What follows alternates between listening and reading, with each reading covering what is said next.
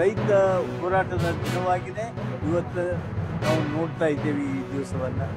ಇವತ್ತು ಇಲ್ಲಿ ನಮ್ಮ ನರಗುಂದದೊಳಗೆ ಏನು ಕಟ್ಲಿಕೊಪ್ಪವರು ತಮ್ಮ ಬಲಿದಾನವನ್ನು ಗೈದರು, ಅವರ ಸ್ಮರಣೆಗಾಗಿ ರೈತರ ಆ ಹೋರಾಟದ ಸ್ಮರಣೆಗಾಗಿ ಈ ಪುತ್ಥಳಿಯನ್ನು ಮಾಡಬೇಕು ಅಂತೇಳಿ ನಿಲ್ಲಿಸಬೇಕು ಅಂತೇಳಿ ಈಗಾಗಲೇ ನಾವು ನಿರ್ಣಯಿಸಿದ್ದೇವೆ.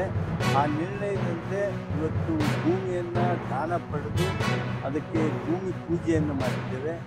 ಮುಂದಿನ ವರ್ಷ ಅನ್ನೋದ್ರೊಳಗಾಗಿ ಆ ಪುತ್ಥಳಿ ಹಾಗೂ ಆ ಸ್ಮಾರಕ ಇಲ್ಲಿ ಸ್ಥಾಪನೆ ಆಗಿರ್ತದೆ ಅನ್ನೋದನ್ನು ಹೇಳೋದಕ್ಕೆ ಬಯಸ್ತೇನೆ.